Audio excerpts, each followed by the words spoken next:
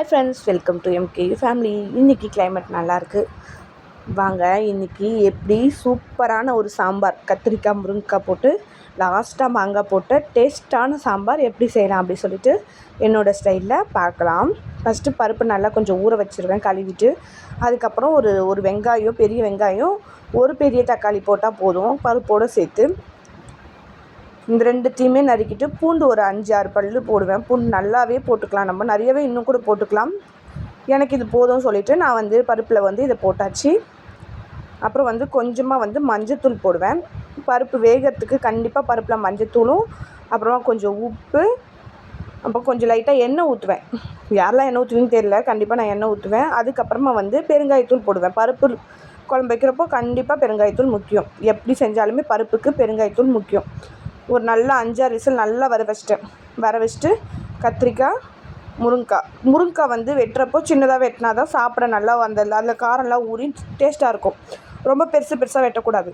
ஓரளவுக்கு மீடியம் சைஸில் சின்னதாக வெட்டிங்கன்னா நல்லாயிருக்கும். எல்லாமே தண்ணியில் போட்டு வச்சுக்கணும்.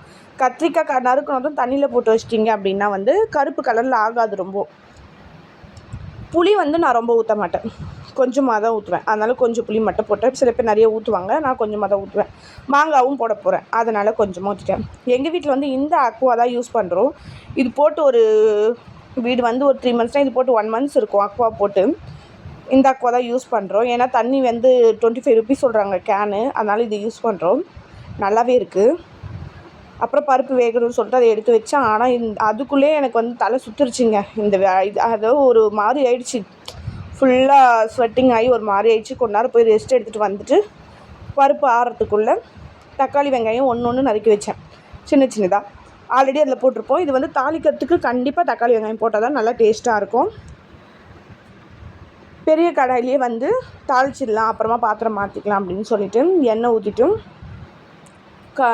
கடுகு போட்டுட்டு சீரகம் கண்டிப்பாக மெயினாக தேவைங்க. சாம்பார் வைக்கிறப்போ சீரகம் போட்டால் தான் நல்லா டேஸ்ட்டாக இருக்கும். தாளிக்கிறப்ப தான் போடணும். நீங்கள் பருப்போடு போடுறப்போ அது எப்படி இருக்கோ அதுவும் தெரியாது. ஆனால் நீங்கள் தாளிக்கிறப்ப போட்டிங்கன்னா அந்த ஸ்மெல்லு எல்லாமே இருக்கும். கருவேப்பிலை கொஞ்சமாக போட்டுக்கோங்க. இந்த ஸ்டேஜில் பச்சை மிளகா வேணுன்றவங்க போட்டுக்கலாம். நான் பச்சை மிளகா போடலை, எப்பயாவது சேர்ப்பேன்.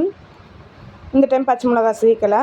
வெங்காயம் போட்டுட்டு வெங்காயத்துக்கு உப்பு கண்டிப்பாக போட்டு தான் வதக்கணும். எப்பயுமே வதக்கணும் அப்படின்னா உப்பு போட்டால் மட்டும்தான் அது சீக்கிரமாகவும் வதங்கும், நல்லாவும் இருக்கும். வெங்காயம் வதங்கினதுமே நான் ஒரு தக்காளி தானே எடுத்து வச்சுருந்தேன், சின்ன தக்காளி. ஏன்னா ஆல்ரெடி பருப்பில் ஒரு பெரிய தக்காளியே போட்டேன்.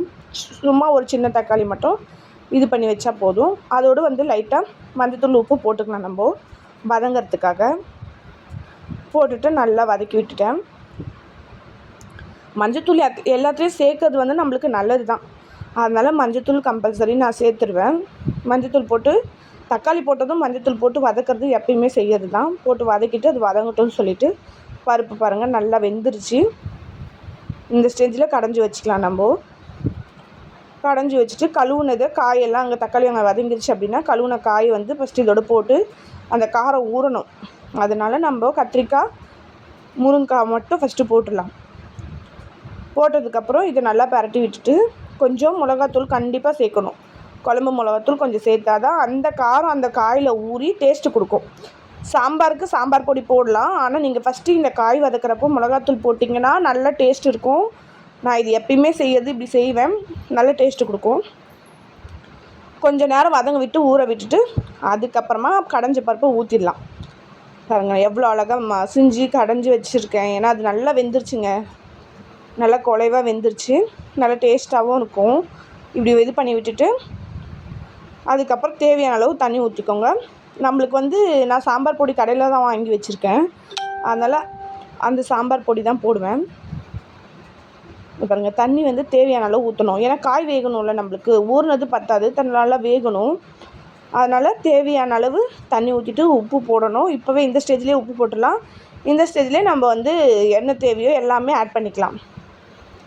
சாம்பார் பொடி தான் யூஸ் பண்ணுவேன்னா, கடை சாம்பார் பொடி தானே, அதனால் அதுவுமே தேவையான அளவு நான் யூஸ் பண்ணிவிட்டேன். ஸ்டார்டிங்லேயே நான் போட்டுருவேன், லாஸ்ட்டாலாம் போட மாட்டேன். ஏன்னா அந்த ஸ்மெல் போகணும், லாஸ்ட்டாக போட்டால் ஸ்மெல் போகாது. இதோட சேர்த்து நல்லா கொதிக்கணும். நல்லா கொதிச்சதுக்கப்புறமா ஒரு மாங்காய் எடுத்து வச்சுருந்தேன். ஏன்னா மாங்காய் போட்டால் நல்லா டேஸ்ட்டாக இருக்கும் சொல்லிவிட்டு லாஸ்ட்டாக போட்டுக்கலாம் அப்படின்னு சொல்லிட்டு நறுக்கி வச்சுருந்தேன். மாங்காய் ஸ்டார்டிங்கில் போடக்கூடாது, நல்லா கொதிச்சதுக்கப்புறமா போடணும்.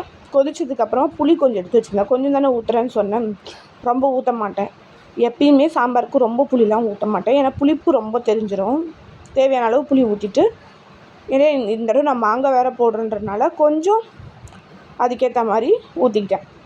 ஊற்றிட்டு நல்லா கொதி வந்ததும் நல்லா காய் எல்லாமே சூப்பராக வெந்துருச்சுங்க. அந்த ஸ்டேஜில் தான் நான் லாஸ்ட்டாக மாங்காவை போட்டேன். அந்தளவுக்கு சூப்பராக வெந்துருச்சு. இதுவரை சேனலை யாரும் சப்ஸ்கிரைப் பண்ணாமல் பார்த்துட்டு இருந்தீங்கன்னா தயவு செஞ்சு சப்ஸ்கிரைப் பண்ணிக்கோங்க, ஓகேங்களா? அடுத்து ஒரு வீடியோவில் கண்டிப்பாக பார்ப்போம். உங்களுக்கு இந்த சாம்பார் பிடிச்சிருக்கா, நீங்கள் எப்படி செய்வீங்கன்னு சொல்லிவிட்டு மறக்காமல் எனக்கு கமெண்ட் பண்ணுங்கள். செம்ம டேஸ்ட்டு சாம்பார். தோசைக்கெல்லாமே வச்சு சாப்பிட்டிங்கன்னா செம்மையாக இருக்கும். இந்த மாதிரி ட்ரை பண்ணி பாருங்கள். நீங்கள் எப்படி செய்வீங்கன்னு மறக்காமல் கமெண்ட் பண்ணிடுங்க. சேனலுக்கு ஒரு லைக் போட்டுருங்க, சப்ஸ்கிரைப் பண்ணுங்கள், ஃபாலோ பண்ணிக்கோங்க, ஷேர் பண்ணுங்கள் யாருக்காவது. ஏன்னா அதை இப்போ செய்கிற ஆரம்பிக்கிறவங்களுக்கும் இது வந்து யூஸ்ஃபுல்லாக இருக்கும், ஓகேங்களா? தேங்க்யூ ஃப்ரெண்ட்ஸ், பாய் பாய். மீண்டும் சந்திப்போம்.